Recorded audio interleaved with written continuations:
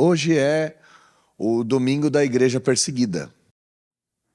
No Brasil, 17 milhões de cristãos estarão voltados para este dia, neste dia, para a realidade de cristãos perseguidos. E o tema desse ano é expulsos do seu próprio lar.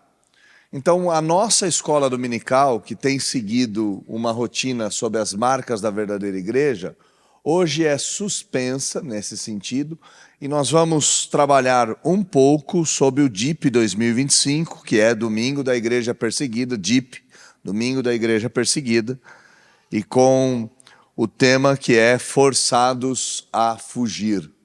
Ok? Vamos orar antes de mais nada, e depois de nós orarmos, nós vamos começar a nossa aula. Feche seus olhos, baixe a sua fronte, vamos falar com Deus. Senhor, nós te agradecemos por esse domingo.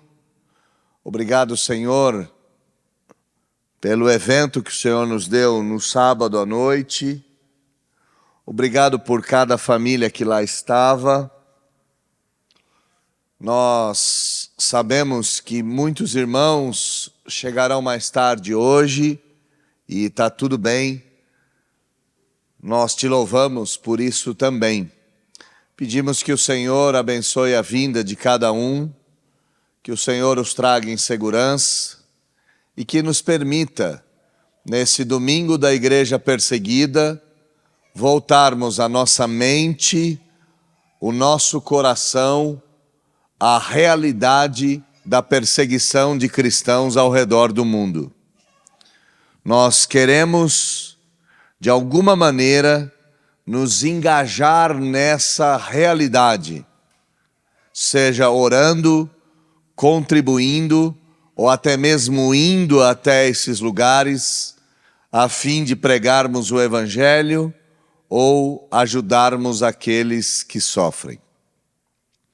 Permita com que nossa aula seja um descortinar dos nossos olhos. Pedimos a sua bênção, orando em nome de Jesus. Amém.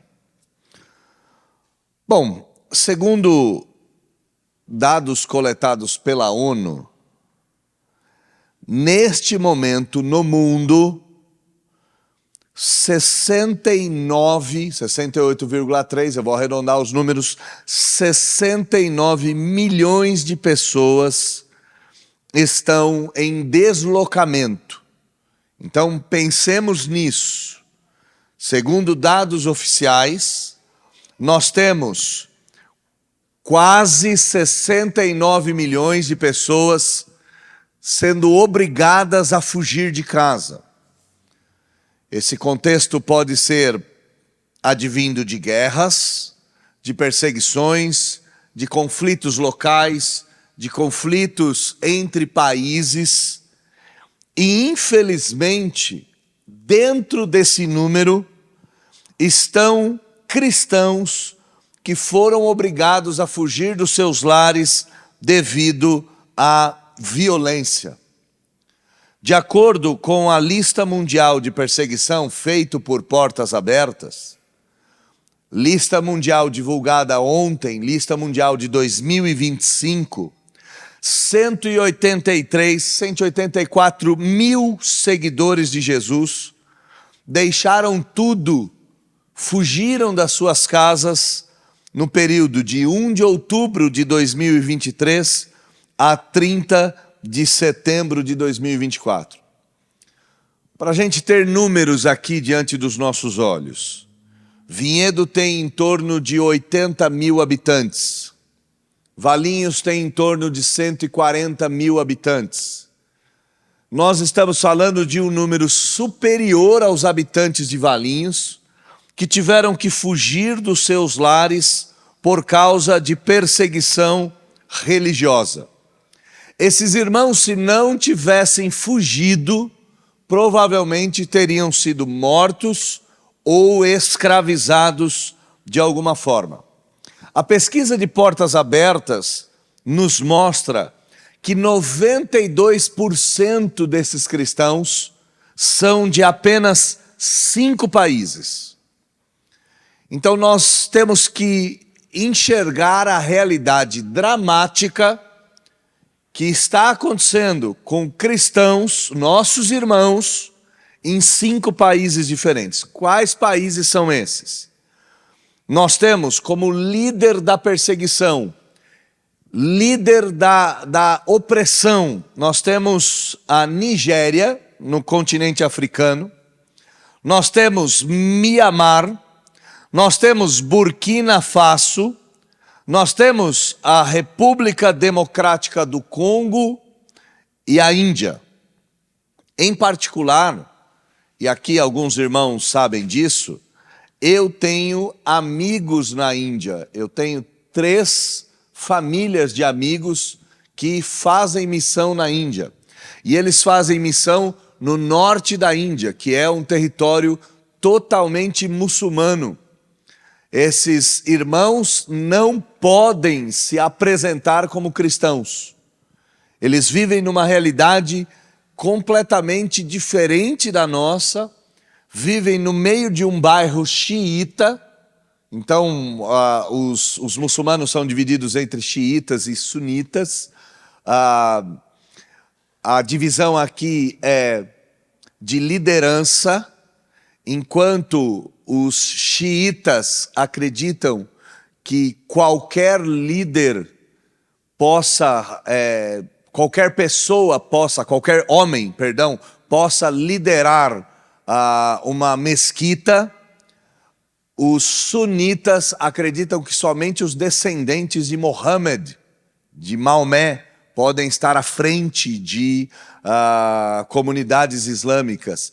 Não como um líder local, mas como um ayatolá, como um sheik, como um califa, como um líder de mais expressão. Os sunitas acreditam que o povo muçulmano deve ser liderado por descendentes de Mohammed, enquanto os xiitas não. Os xiitas acreditam que homens podem chegar a essa posição, mesmo que não tenham descendência nenhuma do profeta Maomé. Esses irmãos que vivem entre os xiitas, que é o grande número dos muçulmanos, vivem de forma completamente clandestina. São amigos meus, são famílias próximas, eu recebo o relatório deles todo mês, dizendo o que está acontecendo. Uma família não tem enviado o relatório, porque está num local de mais periculosidade, mas eu tenho acompanhado, pelo menos essas 3 famílias, na Índia. Então percebam, 5 países, Nigéria, Mianmar, Burkina Faso, República Democrática no Congo e Índia.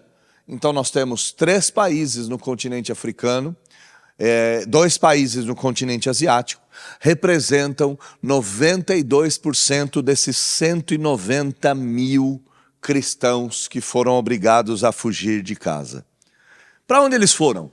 Essa é a pergunta. Esses cristãos que foram obrigados a abandonar tudo. E aqui, meus irmãos, é abandonar tudo mesmo, é ir embora com a roupa do corpo. É sair de casa correndo, porque se eles permanecessem, eles iriam morrer. Onde eles estão? A grande maioria vive em acampamentos de refugiados. Acampamentos formais ou informais. E quando a gente pensa, não, eles estão seguros, eles estão num local de abrigo, eles estão num acampamento, nós nos enganamos drasticamente. A maioria desses acampamentos são organizados e liderados por criminosos. E é uma coisa assustadora, porque você tem pessoas fugindo, pessoas buscando refúgio, e de repente elas encontram um abrigo, e nesse abrigo elas imaginam que vão encontrar paz, que vão ter um local de tranquilidade.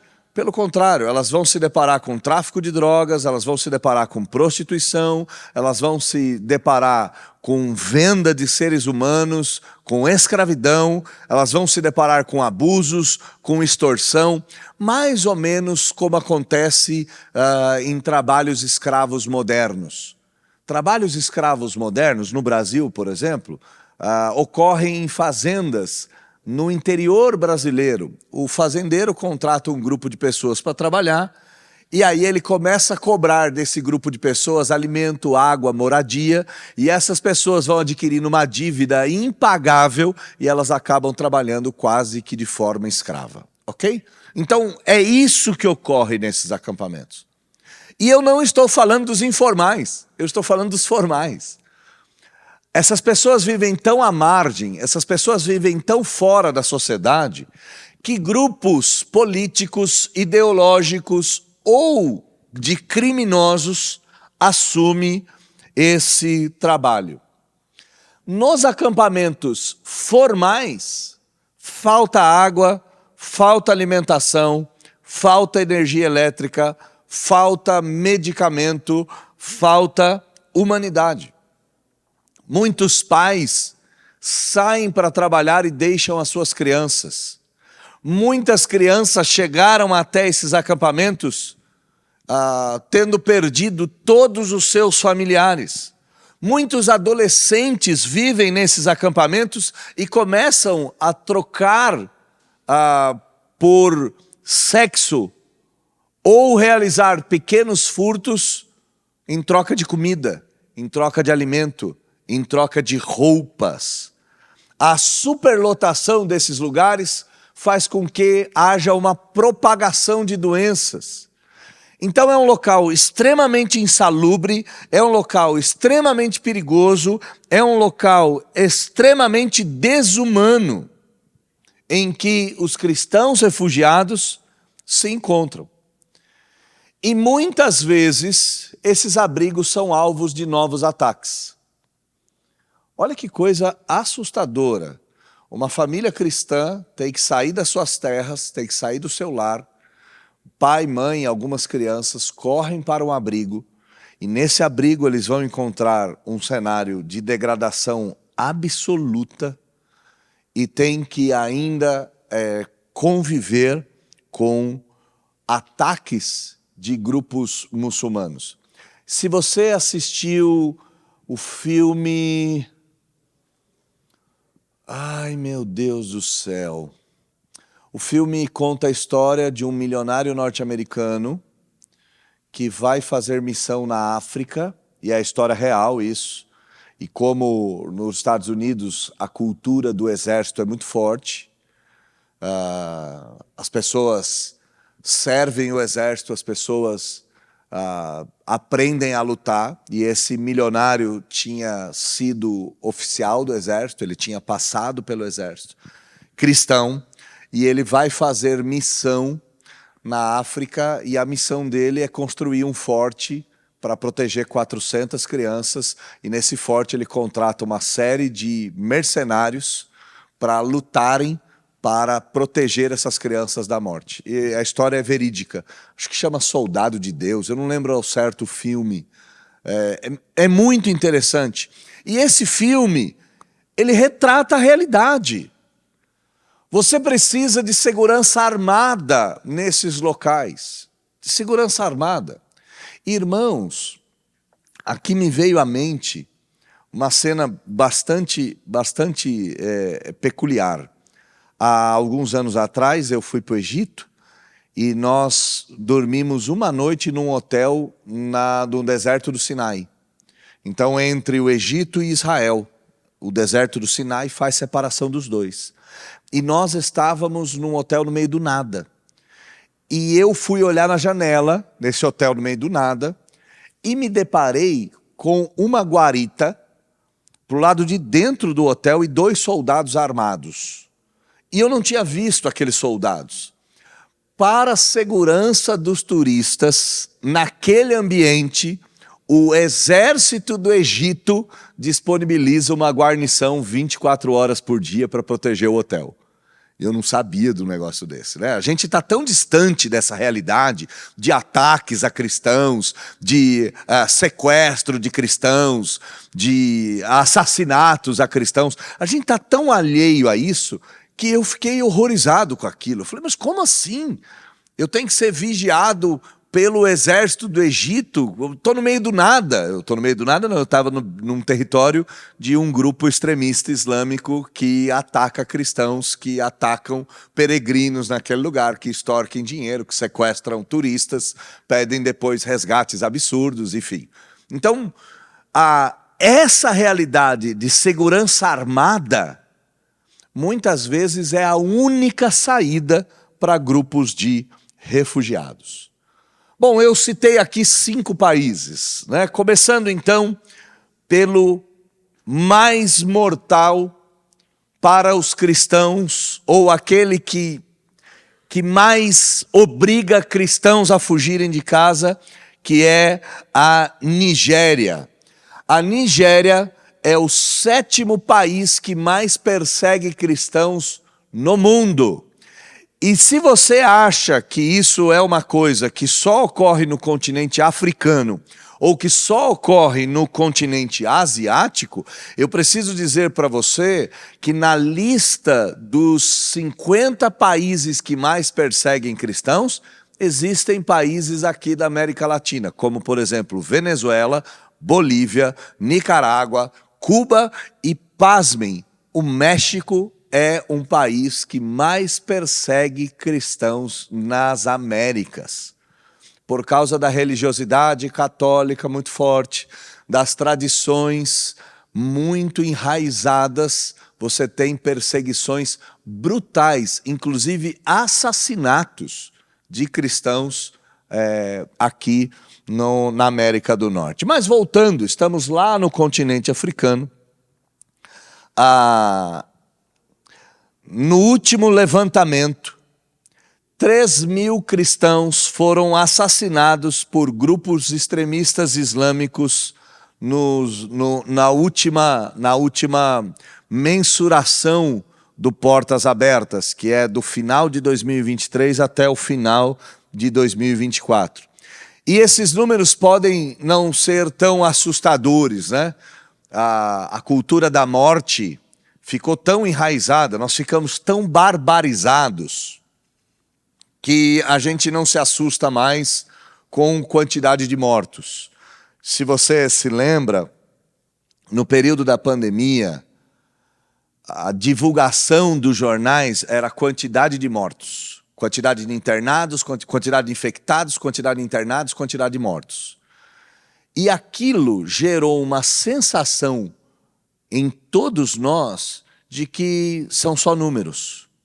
Então nós não temos mais essa sensibilidade, tá? Morreram 200 pessoas numa queda de avião. Você fala, tem 8 bilhões de habitantes no mundo, né? O que é 200? A gente ficou tão insensível com a morte que a gente não está mais preocupado. No Brasil morrem por arma de fogo todos os anos 65 mil jovens. Então nós temos um número que fala, mas não dói mais. 65 mil, 3 mil, 100 mil, 1 milhão. Nós ficamos tão barbarizados, tão embrutecidos, nós ficamos tão selvagens que a gente não tem mais esse sentimento. Aqui fica uma dica de leitura. Mário Ferreira dos Santos, na década de 70, escreveu um livro chamado A Invasão Vertical dos Bárbaros, em que ele nos conta como a nossa sociedade seria barbarizada. E sabe qual é o primeiro ponto? Ele fala os jornais. Os jornais vão trivializar a morte. A morte vai se tornar uma coisa só de números e ninguém mais vai ligar quando a morte chega. Interessante isso. Vale a pena a leitura, A Invasão Vertical dos Bárbaros. Então você pode pensar que 3.100 é pouco. Mataram só 3.100 cristãos. Então vamos aumentar esses números para a gente ficar um pouco mais assustado. Pelo menos 100.000 cristãos foram obrigados a fugir de suas casas em um ano, senão também seriam mortos por grupos extremistas islâmicos. 3.000 não tiveram tempo de fuga, por isso foram mortos. 100.000 cristãos fugiram dos seus lares. Tá aqui, que legal. Tem depois uma série de slides com as histórias das pessoas, vídeos. Nós vamos disponibilizar no grupo da igreja para você se compadecer desses irmãos, orar e talvez contribuir com portas abertas. Não contribuir com a igreja, contribuir com portas abertas. Porque portas abertas cuida ou tenta cuidar de alguma parte desses cristãos refugiados. O grupo islâmico que mais persegue cristãos na Nigéria é o Boko Haram. E o Boko Haram é um grupo muçulmano, é um grupo islâmico, que nada mais faz do que seguir o Corão e implantar a Sharia exatamente como está escrito. A gente precisa estar muito atento com isso. O Corão é claro em dizer, é claro, é límpido ao afirmar que se um muçulmano matar um cristão, ele não tem as penas do inferno. E por quê? Porque o cristão é um infiel. Não só isso. No Corão, no livro sagrado, há instruções para escravizar cristãos. Então aqui vamos dar um exemplo de um desses trechos.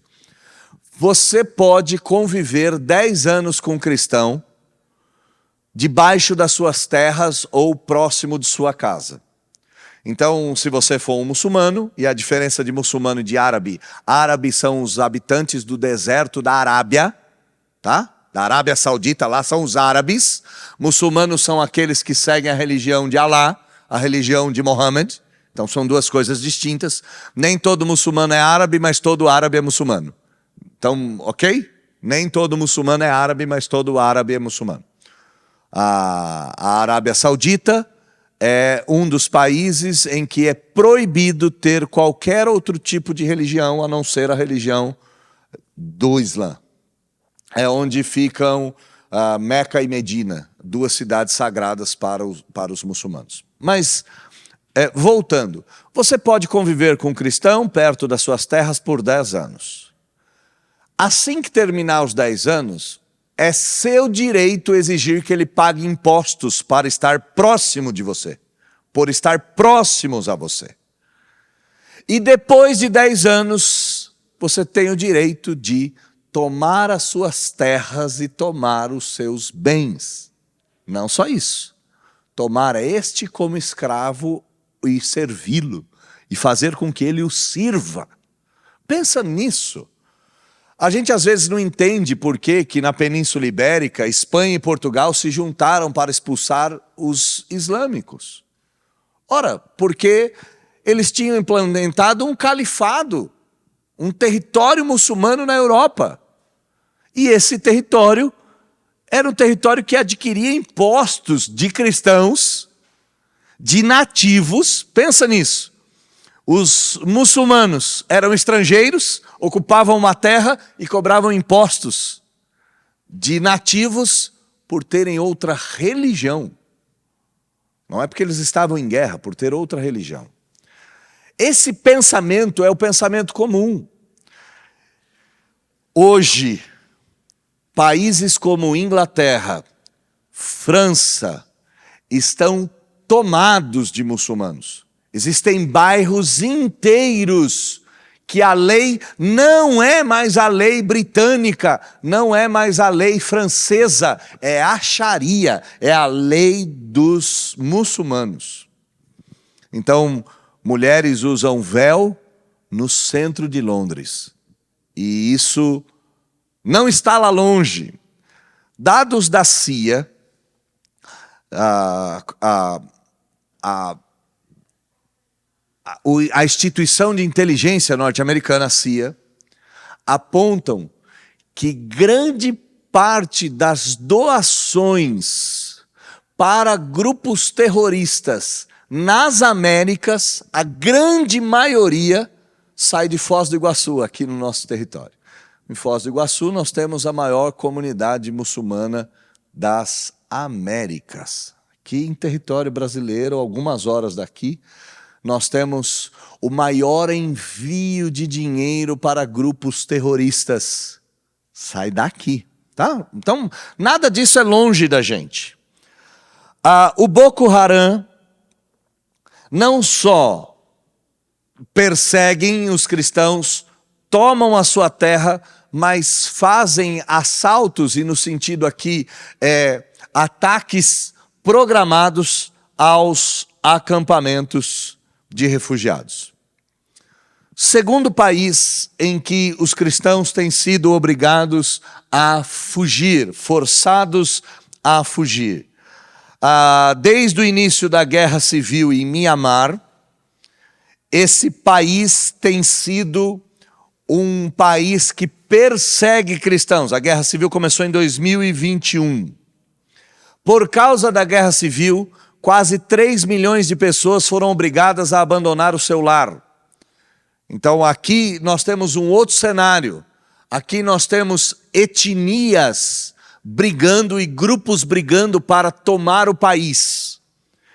E nesse sentido, cristãos não fazem parte nem de um grupo nem do outro. Então eles se tornam inimigos dos dois. 40 mil cristãos foram obrigados a fugir de suas casas, a abandonar os seus territórios e, pasmem, nós não estamos falando apenas de fanáticos religiosos muçulmanos. Nós estamos falando também de grupos budistas que atacam os cristãos.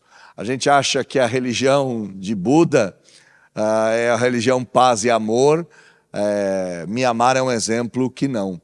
E também a realidade na Índia também envolve grupos extremistas budistas. Nós vamos chegar até lá. Como nós temos um cenário de guerra civil, a assistência é muito mais difícil de chegar. Você tem muito mais barreiras para estabelecer campos de refugiados. Acredita-se que a maioria dos cristãos de Mianmar estão escondidos em cavernas, florestas ou vivendo às margens da sociedade a fim de protegerem as próprias vidas. Desnutrição, doença, abandono e todo tipo de má sorte tem tomado a vida desses cristãos. E por causa do corte nas comunicações, nós temos pouquíssimas informações desses 40 mil cristãos. Nesse exato momento, eles podem ter sido mortos, na sua grande maioria, e a gente nem vai descobrir que isso aconteceu. Na Nigéria, nós temos um ambiente de perseguição religiosa, no continente africano, e nós temos a mesma realidade na Ásia, em Mianmar. Terceiro local. Eu quero apenas seguir os 5 locais. Vamos ver se eu consigo terminar. Terceiro local, Burkina Faso. E o que está acontecendo em Burkina Faso? Burkina Faso você tem uma sucessão governamental por meio de golpes. Então um grupo tomou o poder, o outro grupo depois tomou o poder, o outro grupo tomou o poder, e você tem um cenário extremamente caótico naquele país. E nesse cenário caótico, grupos extremistas islâmicos conseguiram fortalecer-se em meio aos sucessivos golpes de governo. É fácil da gente entender isso. Grupos terroristas de narcotraficantes se aproveitam da estabilidade política. Grupos de narcotraficantes crescem aos montes na Venezuela, por exemplo, por causa das questões políticas que envolvem esse país. Não só na Venezuela, como na Bolívia também. Então você tem um ambiente que favorece grupos armados. E neste cenário, nós temos os extremistas islâmicos.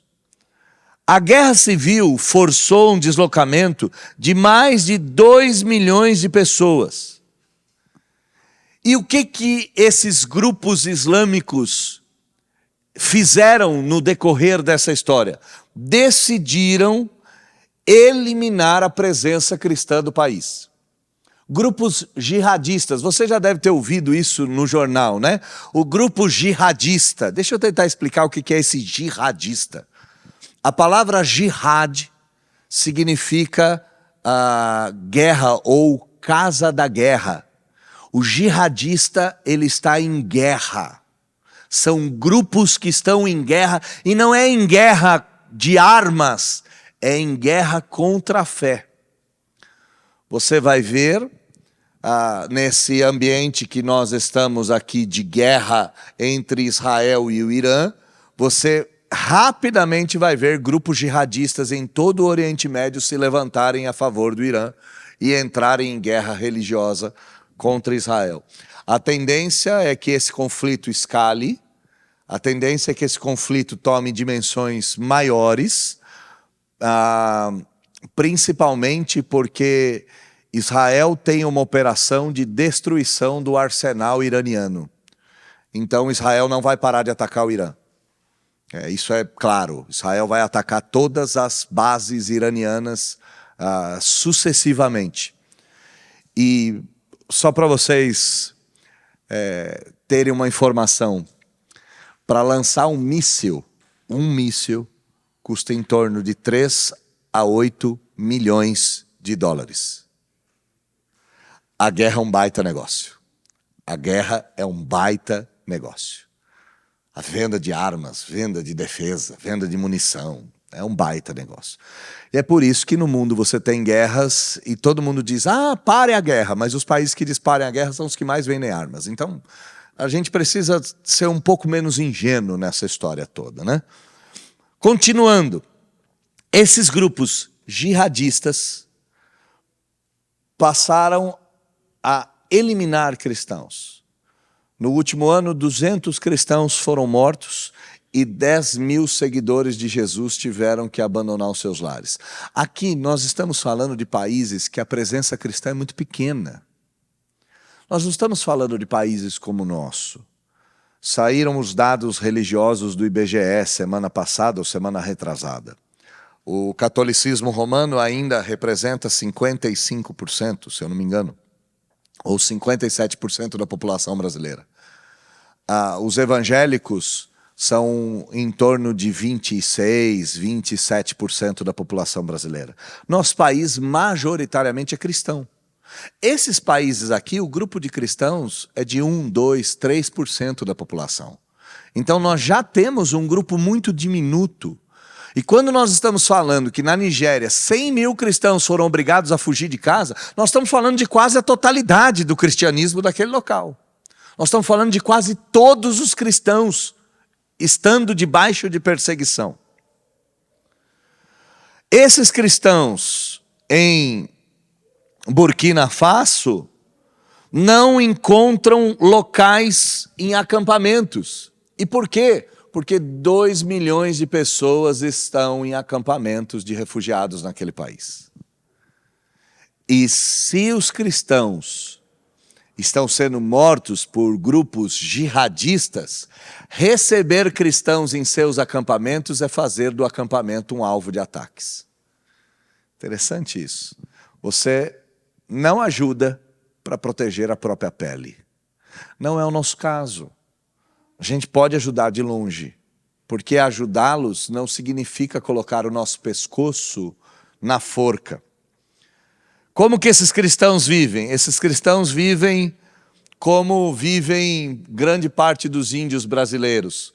Se você já teve a oportunidade de viajar para o Mato Grosso, nas estradas mato-grossenses, se você já teve a oportunidade de viajar aqui para o interior do estado de São Paulo, em direção a Presidente Prudente, a Presidente Venceslau, você vai encontrar algumas barracas de lona preta no decorrer da estrada. Essas barracas de lona preta, na sua grande maioria, são índios que vivem à margem das estradas em ambientes completamente desumanos.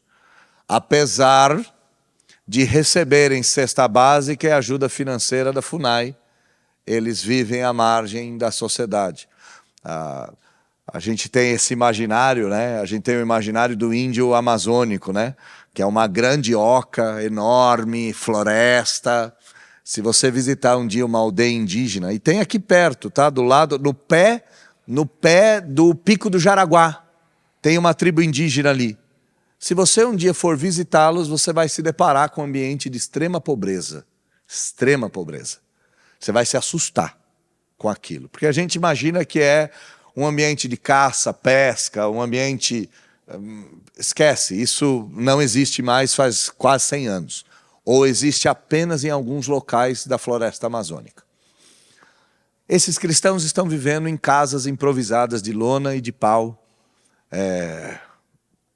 em locais em que eles se julgam seguros. Nós estamos no 5º país, que é a República Democrática do Congo. E só uma dica que não é uma dica política. Sempre que o país tiver um democrático, você se preocupe. Sabe, o Egito é República Democrática do Egito. 98% do Egito é muçulmano. Democracia não tem nada. Uma moça foi condenada a um espancamento público porque estava dirigindo e sua mão apareceu. A sua mão apareceu. A mão ficou de fora. E essa moça foi açoitada publicamente. Nós estamos falando do Egito, tá? Que é um país democrático, que você entra e sai a hora que você quiser, não tem perigo nenhum. Suspeite sempre dessas repúblicas democráticas que andam por aí. Na República Democrática do Congo, há uma região em específico que é a região mais perigosa, onde mais de 100 grupos armados atuam na região. Mais de 100 grupos armados. A gente pode olhar para isso e falar, como assim 100 grupos armados? Ora, meus irmãos, é só dar uma olhada para o Rio de Janeiro. Você tem mais de 100 grupos armados espalhados nas favelas do Rio de Janeiro. Mas muito mais de 100 grupos armados. Então, quando você tem uma ausência do Estado, você tem uma proliferação da criminalidade. E nesse cenário, nesses grupos armados, os cristãos são alvos. E por que os cristãos são alvos na República Democrática do Congo? Porque cristão não pega em arma e não resiste. Aqui o cenário é outro. Aqui o cenário é por que os cristãos são atacados? Porque é o alvo mais fácil.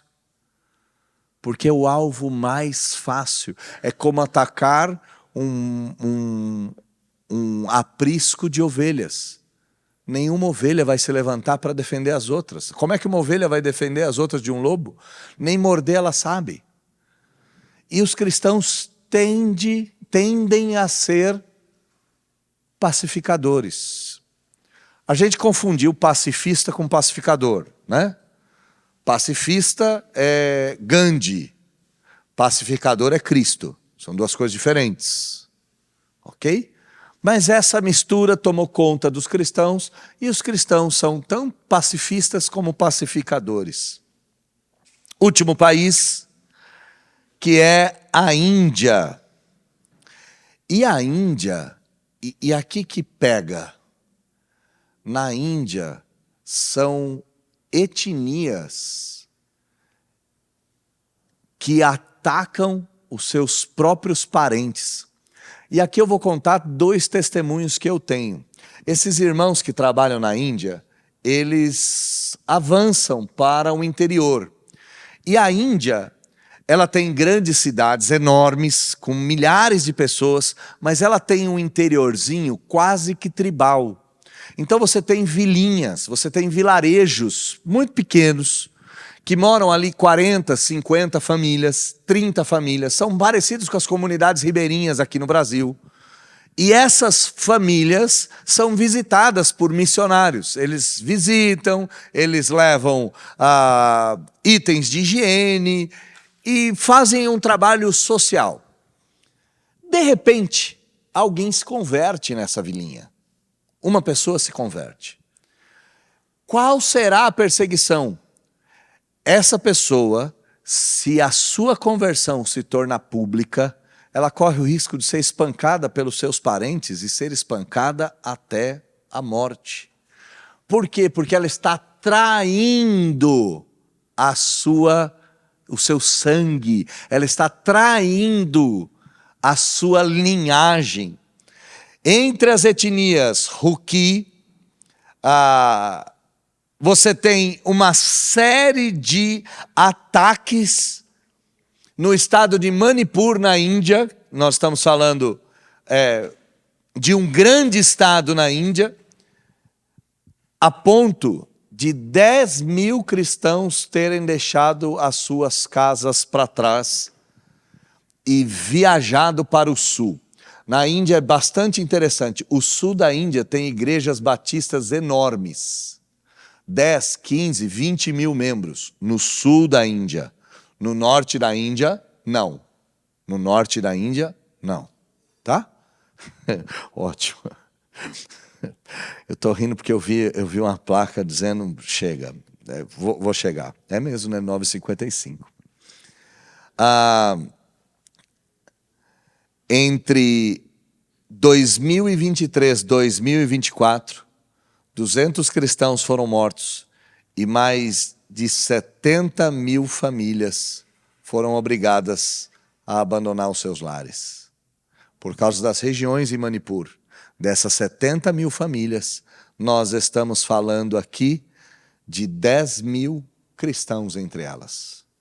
Essa é a realidade de muitos irmãos. O que a gente tem que fazer em relação a isso? Meus caros, a primeira coisa que a gente tem que fazer é orar por eles. Nós temos que levantar um clamor para que Deus os sustente nesse ambiente de extremo perigo. Nós podemos mover a mão de Deus em favor dessas pessoas. E olha o que eu estou dizendo, pode parecer extremamente contrário à teologia da nossa igreja, mas não é. Nós podemos, por meio das nossas orações, nós podemos mudar a história deles. Nós podemos alterar a história deles. Pedindo que Deus os sustente, pedindo que Deus os conforte, pedindo que Deus os mantenha de pé. Essa é a primeira forma de nós agirmos. Nós temos que agir em oração, nós temos que orar por essas pessoas, por esses 200 mil cristãos espalhados por vai saber Deus quais lugares, pelas suas meninas, pelas suas crianças. Em segundo lugar, nós podemos doar para portas abertas, nós podemos investir dinheiro. E quanto de dinheiro? Qualquer dinheiro. Meus irmãos, tem países que o nosso dinheiro é supervalorizado. Vale 20, 30, 40, 50 vezes a moeda local. Então, pequenas doações, 10, 50, 100, não muito grande. A gente acha que a gente só pode fazer alguma coisa se a gente tivesse 1 milhão. E a gente usa isso, né? Se eu ganhar na Mega Sena, eu vou enviar 1 milhão para as missões. Né? Isso nunca vai acontecer. Se Deus estivesse preocupado com um crente ganhar na loteria para ele poder ajudar, o mundo estava perdido. Lembrem-se que a oferta da viúva pobre foi a mais cara, foi a mais valiosa. Invista ajudando esses irmãos. E invista em portas abertas. Essa iniciativa é uma iniciativa que hoje toma 17 milhões de cristãos. Tem 17 milhões de cristãos ouvindo essa mesma história hoje. Imagina se Deus levar 10% desses cristãos a orarem. Imagina se Deus levar 1% desses cristãos a orarem. São 170 mil pessoas orando. Irmãos, eu não tenho dúvida que 170 mil pessoas orando, o céu abre. Então, esse problema não é deles. Esse problema é seu, é meu, é nosso. E a gente precisa estar atento àquilo que Deus está fazendo. O nosso domingo da Igreja Perseguida não termina aqui. O meu sermão hoje, eu abro mão de pregar em João, e hoje nós pregaremos sobre um texto em Hebreus que fala sobre a igreja perseguida. Nós vamos dar continuidade nisso. Nós vamos fazer todo o nosso domingo de manhã girar em torno disso. Então você vai ouvir mais, você vai ouvir mais relatos, você vai ouvir mais testemunhos que vão estar inseridos no meio do meu sermão. Eu abro para uma pergunta e encerro, porque já era para eu ter terminado. Os meus timekeepers estão tentando arrumar um jeito de eu obedecer. Talvez seja com aquela maquininha de choque à distância, sabe? Que você atira, ela pega assim. Aí o pastor para de falar, né? Talvez seja, né? Ou aquele negócio de cachorro barulhento, você põe no pescoço e aperta, também dá um choquinho, né? Vai, meus irmãos. Você gostou da história, né, Luana? Luana, hein? Toma seu tento. Alguma pergunta? Nenhuma? Então tá bom. Deus abençoe. No grupo da igreja estarão disponibilizados todo o material do Portas Abertas. E se você não está no grupo da igreja, me procura para a gente colocar. Ou se você não quer estar no grupo da igreja, mas quer receber esse material, me procura que eu dou um jeito de te mandar. Tá bom? Deus abençoe vocês. Vamos tomar um café, 10 minutos de café e daqui a pouco o nosso culto começa.